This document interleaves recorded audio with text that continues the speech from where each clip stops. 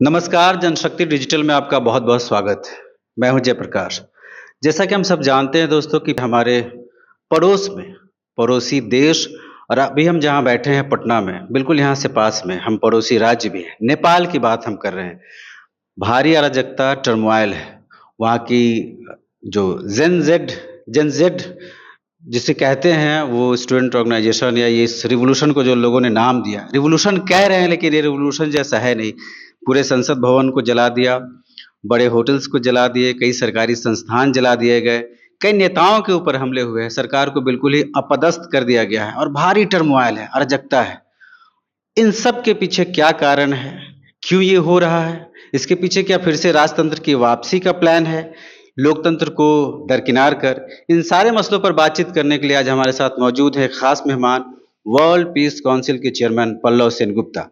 Pallav Sen Gupta all India peace and solidity organisation के ex general secretary भी रह चुके हैं। आपका बहुत बहुत स्वागत है पल्लव। थैंक यू भैया।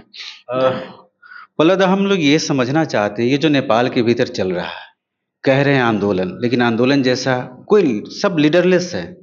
कोई थॉट नहीं, कोई प्लान नहीं, कोई आइडियोलॉजी नहीं और भारी अराजकता, जिस तरह की हिंसा हुई, हमारे ऊपर क्या असर पड़ेगा और इसको हम आप कैसे देखते हैं? देखिए, बहुत जनरलाइज हो रहा है फेसबुक में, प्रिंट मीडिया में। पहले श्रीलंका, दूसरी बार बांग्लादेश, तीसरी बार नेपाल, ये हो रहा है। तीनों देशों में जरूर जनता रास्ता में आया, उसका जो क्षोभ है वो प्रकाश किया, लेकिन तीनों का जो पृष्ठभूमि है वो अलग अलग है। नेपाल में हो रहा है क्या? नेपाल का जनता बहुत लड़ाई करने के बाद राजतंत्र को खत्म करके they declare Nepal with a republican constitution, a constitution which speaks for secularism and democracy, parliamentary form of democracy. तो पहले बारी इलेक्शन के बाद हम लोग देखा कि जनता ने कम्युनिस्ट लोग के ऊपर आस्था रखा। पहले बार प्रचंड प्राइम मिनिस्टर हुआ था।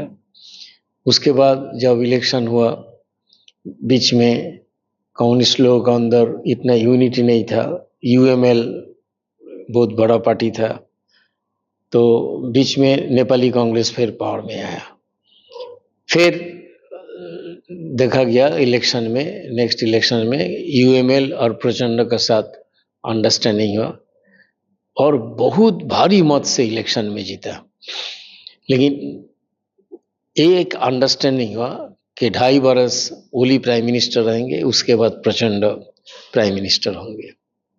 लेकिन अल्टीमेटली हुआ क्या? 2.5 बरस बाद Oli was not ready to relinquish his post. तो इसलिए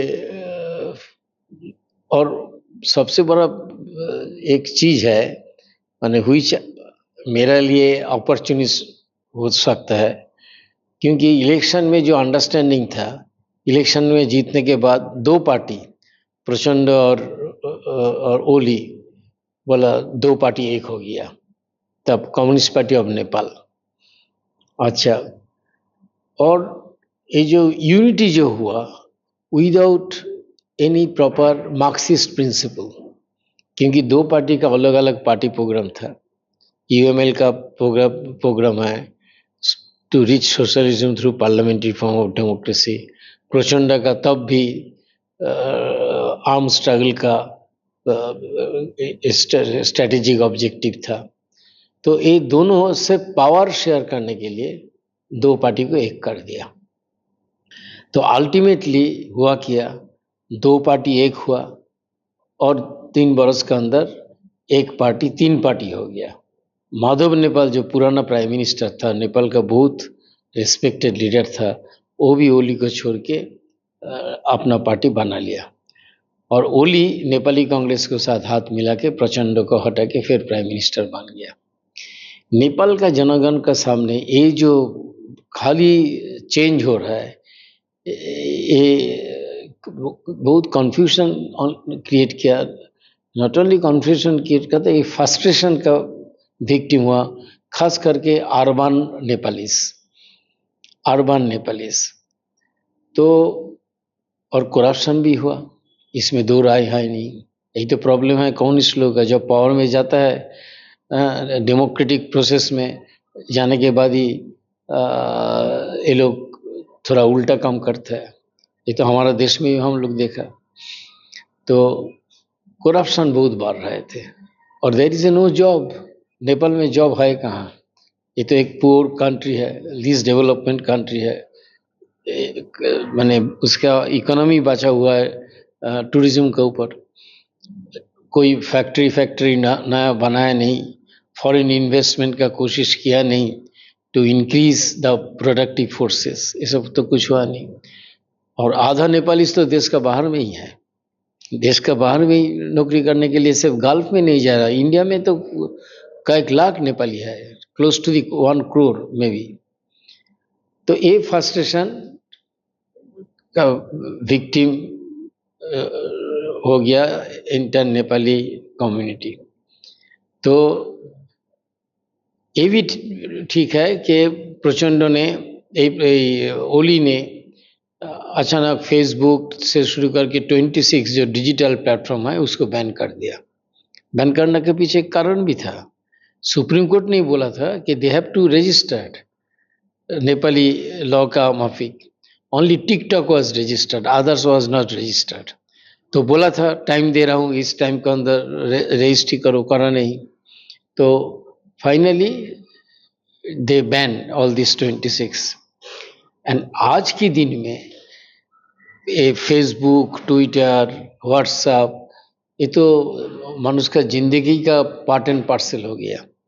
यानी एक मोबाइल में आपका पास सब कुछ है, बैंक अकाउंट है, सब कुछ है।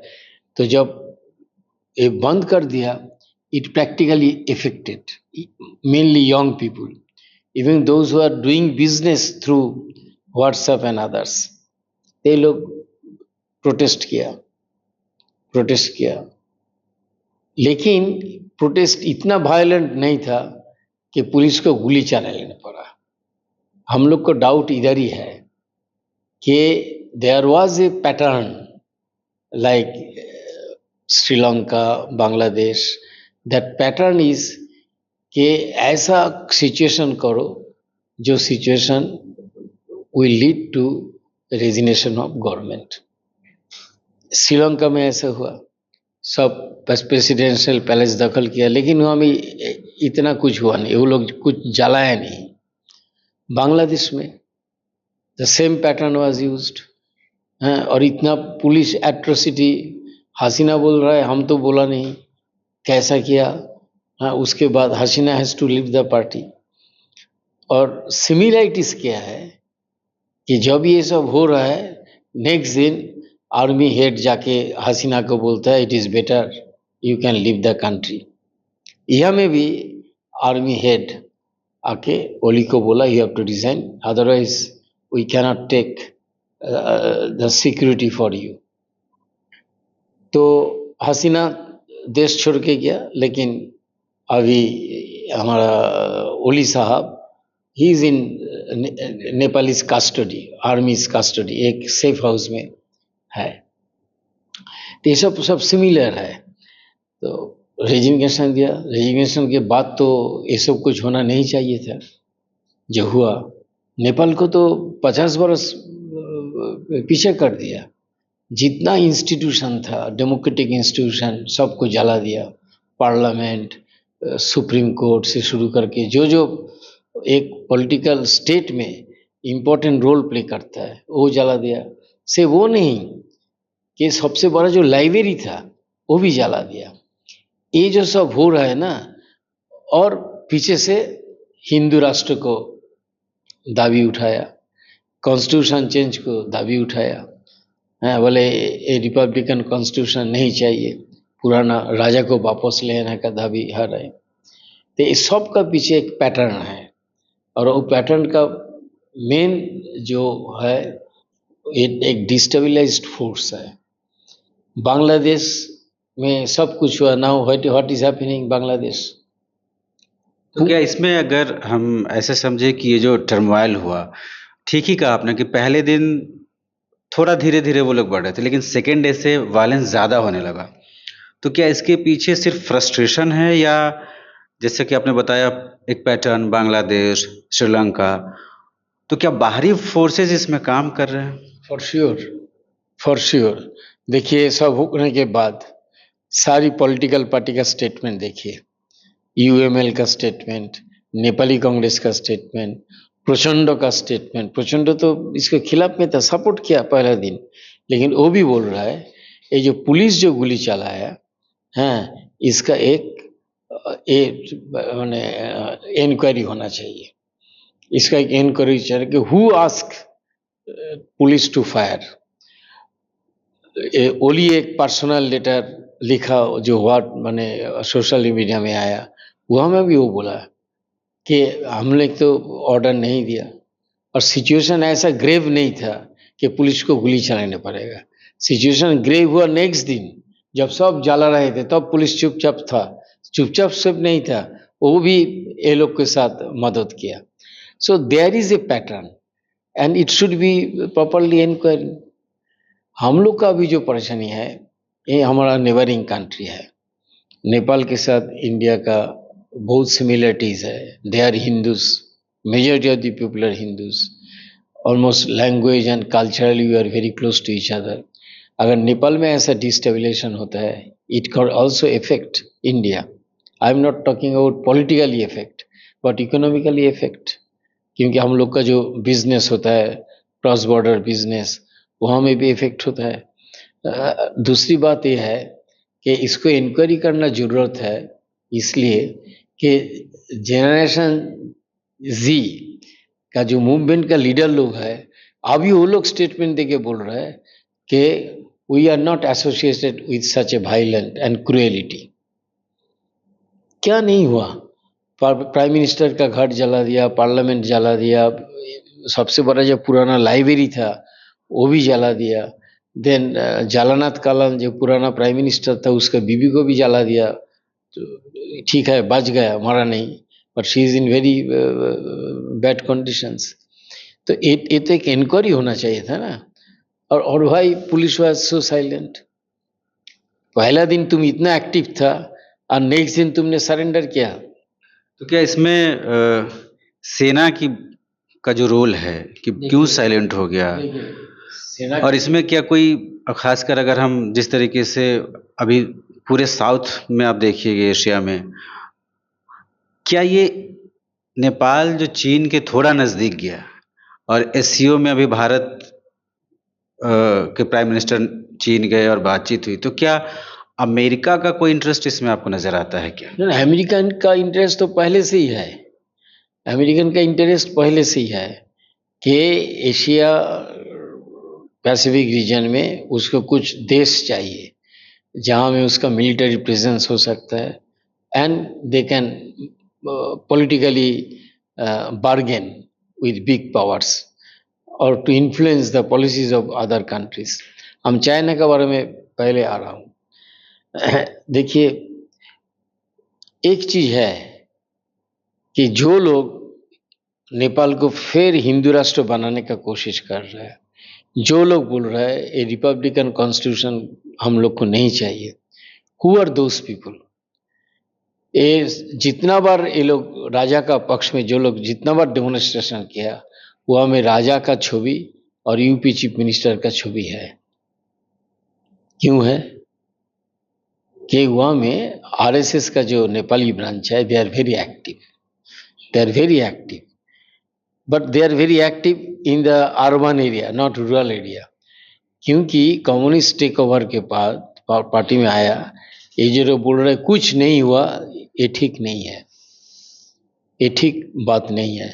रूरल नेपाल में कम्युनिस्ट लोग बहुत अच्छा काम किया। Now there is a hardly presence of any feudalist landlord in Nepalese society. they बोल रहे हैं कि we have overcome this problem. तो ये तो अर्बन एरिया में हो रहा है। बांग्लादेश में जो हुआ, नेपाल में वो होगा नहीं, क्योंकि बांग्लादेश का रूलिंग पार्टी को बदनाम इतना हुआ कि सारा देश में उसका खिलाफ में लड़ाई हुआ। ये जो किया, वी डोंट सपोर्ट, कि इसको मूर्ति भांगना, ये जलाना, वो जलाना, ऐसा हुआ। लेकिन नेपाल में सिर्फ काठमांडू और दो छोटा छोटा शहर छोड़ के ये हुआ नहीं। और नेपाल में ऐसा होगा भी नहीं, क्योंकि नेपाल का जो 3 कम्युनिस्ट पार्टी है और नेपाली कांग्रेस, जिसका बहुत प्रेजेंस नेपाली सोसाइटी में है, they will come back to the political scene of Nepal. तो इसलिए अभी इंटरिम गवर्नमेंट है, तो इंटरिम गवर्नमेंट का ये जो बालन शाह जो रैपर है, वो क्या बोला, आर्मी के साथ हम बात करेंगे लेकिन पहले पार्लियामेंट को डिसॉल्व करना पड़ेगा। और बाकी पॉलिटिकल पार्टी का क्या स्टेटमेंट दे रहा है, बोल रहा है what ever political solution can be found, it should be found with in the framework constitution and parliament. तो ये लोग बोल रहे हैं कि पार्लियामेंट को बाईपास करके आपको कुछ सॉल्यूशन मिलना नहीं चाहिए। तो बहुत कॉम्प्लेक्स सिचुएशन अभी नेपाल में है। धीरे धीरे नेपाल ठीक हो रहा है। एंड मेरा जो बिलीव है that left in Nepal they will think 1000 times कि क्यों ये हुआ।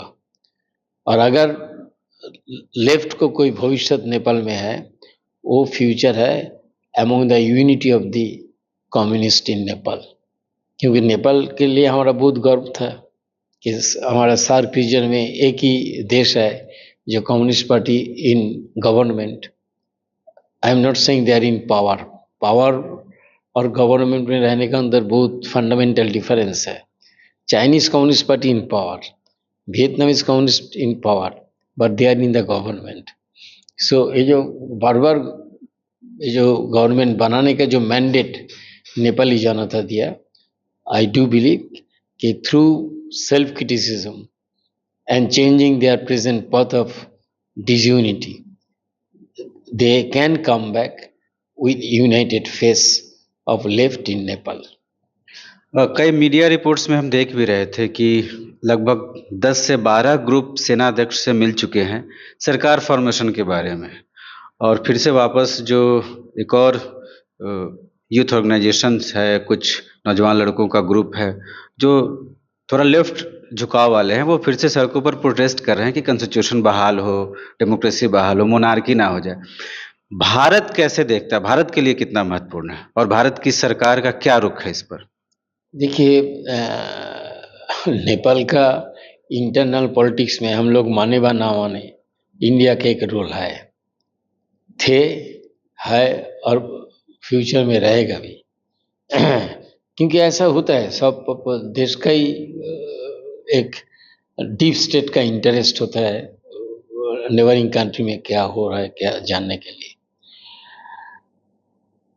Nepal is always a very important strategic state or country for India, because it is between India and Nepal, China and India.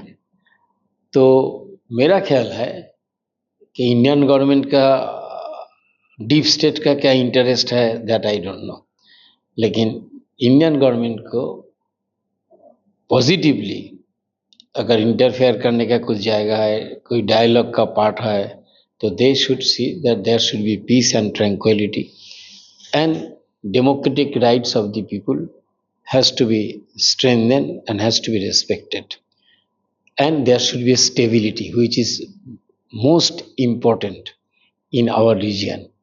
So without that you cannot stop the western interference. देखिए 9 तारीख ये हुआ, 10 तारीख जो नेपाल में फॉरेन एम्बेसी का जो statement आया वेस्ट और यूएसए का, उसमें क्या है, उसमें बोला they we express our concern but they didn't condemn all this looting, they didn't condemn. Last paragraph में क्या बोला, universal human rights has to be protected.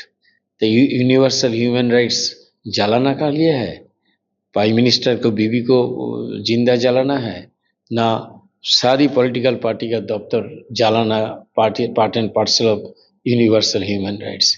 So west का एक very negative and conspiratorial role है but मेरा जो विश्वास है, नेपाली जनगण विल कम बैक। ये ऐसा तो नहीं है कि चीन का उभार, चीन का थोड़ा मजबूत होना, उसकी वजह से वेस्ट और अमेरिका इसमें इंटरेस्ट दिखा रहा? I don't think so. Nepal के साथ हम लोग का संपर्क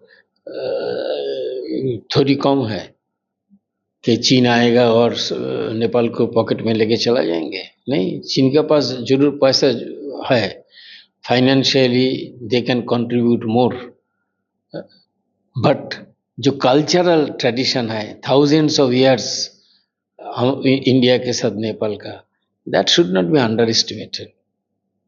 और चीन में इतना नेपाली है जो भारत में है, तो that is the question does not arise and we should not raise whether Chinese influence is growing और Indian influence is subsiding. No, that is a political move. जैसा ओली बोल दिया इंडिया ने ही सब कुछ किया, दिस आर ऑल बुलशिट। ये ठीक नहीं है, क्योंकि ये सब देखिए इस सब कॉन्टिनेंट में पॉलिटिकल पार्टी के पास एक कार्ड है, वह इंडियन कार्ड। जब भी प्रॉब्लम में होता है बोलता है इंडिया रिस्पॉन्सिबल है। बांग्लादेश में देखिए, मैं so ungrateful of this new generation. Bangladesh liberation के लिए उसके पहले 1 बरस करोड़ों पीपल को खिलाना पिलाना, इधर रहने का बंदोबस्त किया, उसके बाद लिबरेशन मूवमेंट को सपोर्ट किया। सपोर्ट सिर्फ नहीं किया, और army also give their life to liberate Bangladesh. और अभी कुछ होता है तो इंडिया को गाली देता है। तो ये सब नेगेटिव पॉलिटिक्स में ज़्यादा दिन नहीं चलता है।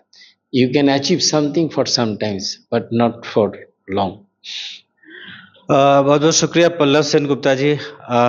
बिहार नेपाल हमारा पड़ोसी देश है, और हम जहाँ बैठे हैं बिल्कुल हम पड़ोसी राज्य में बैठे हैं, तो हम सब चाहते हैं कि नेपाल के भीतर शांति बहाल हो, हिंसा ना हो, और लोकतंत्र की बहाली हो, जनता की बेहतराम हो। बहुत बहुत शुक्रिया, आपने हमारे लिए समय निकाला।